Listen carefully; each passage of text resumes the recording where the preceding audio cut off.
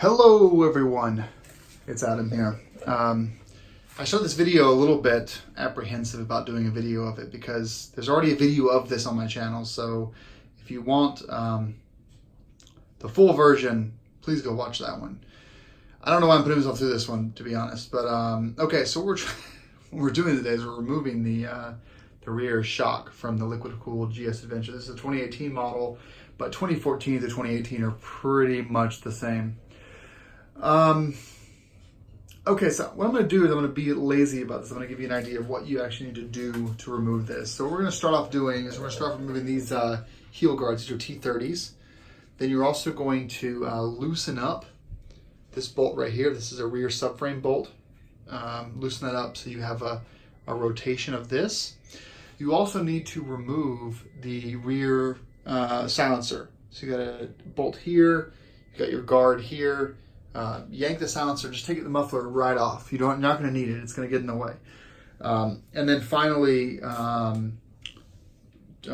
loosening up these bolts on both sides. There are two of these on both sides. So what that's going to allow you to do, it's going to allow you to lift up the rear subframe like this, up in the air. And you can harness it up to your ceiling or get a friend to help you. But before you do that, there's a couple more bolts to loosen up. These are big bolts. They are, these are not for the faint of heart. You've got a big one right there. That's the upper part of the shock mount. And then you've got another one right here. That's the lower part of the shock. So go ahead and pre-loosen those up. I would highly recommend hitting them with heat, with a heat gun. If you don't already own one, just grab one because all these things are really high strength thread locked. So loosen, loosen, loosen, remove, remove, remove. Then you can yank the rear subframe right up. Then you can pull the shock right out. Now there is the complication of the ESA connection. ESA is going to be underneath your ECU. To remove the ECU, it just comes right out like this, but you're going to have to lift up. You're pushing it here and you're lifting up on these things here to remove the actual connection to the ECU. Then the ECU falls right out and all the ESA stuff is underneath here. You don't need to have all your fairings and stuff removed to this job.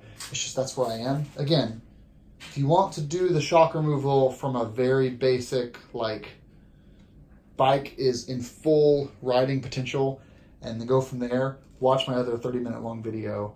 I'm taking some liberties in this one because the bike is already torn down. And we're going to be installing this Touratech Tractive unit, which has an external reservoir for the ESA feature.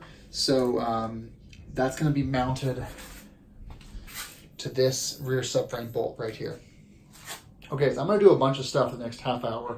Then I'll get back to you guys and we'll do an update on the actual shock removal and the ESA unplugging.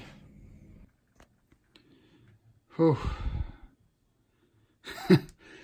I know that right now, removing this bolt looks super easy, but it was not. I applied heat to this bottom bolt for 10 minutes. Be careful, obviously not to burn your tire up, but it's still very hard. So do not attempt this if you don't have a quality Torx bit. Absolutely, number one, Torx bit. Don't do this with a cheap, shitty Torx bit.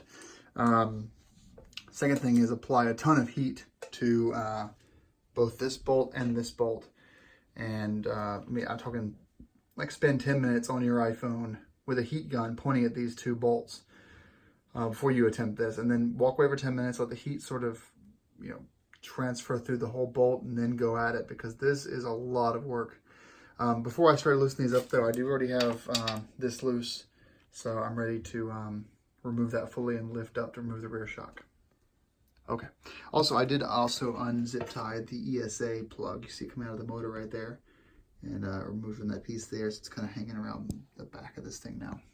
All right, and now that you'll see with just these two loosened up on each side, so this side and this side, and these two removed also on both sides, you can grab the rear subframe and lift it right up. Just like that. I still need to remove the bottom bolt for the shock absorber and disconnect the ESA cable. It kind of tanks into there. But once that's done, yeah, it is pretty much at the rear shock. The ESA cable came up, this is where the fuel tank used to be, came up right here and hooked into this guy right here. Little pin, and it pulls right out, and then here it is. Ready to go with the shock, goes right into the motor here. So, like last time, removing the shock was pretty, hard. Easier now I know how to do it. You guys see you're grabbing underneath here, and you're pulling the shock forward into this little hole here. Then it drops it down enough where you pull it straight out once you lift the back up. It's a one-person job now that I'm used to doing it. But I forgot there's one other cable here, and it runs down here, and it is going into here.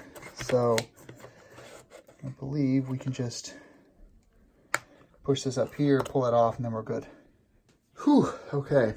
So with the Touratech specifically, you're basically going to reuse the cables here. So you've got all that, and then bolt it up and you're good. So I don't think I need to work backwards, do I? You've got everything you need here basically to hook it up. So one piece of advice would be to hook up the top first, and then so top bolt first, and then put a jack stand under your skid plate and kind of jack the front of the bike up just enough until you see these the holes there line up, and then you're basically good to screw down the bottom bolt. Yeah. And as far as the wiring goes, that's all in the manual, so I don't need to show you guys that. It's all in the manual. It's pretty easy to follow. Okay. I hope this is helpful. Thanks for watching. Good luck to you guys. Get a heat gun. Absolutely. Oh, one last thing I'll leave you guys with. You don't need to replace the bolts for these.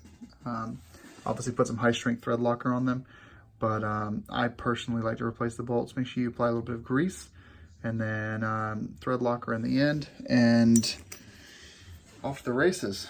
Okay guys, well, enjoy your new shocks on your R1200GS adventure, liquid cooled.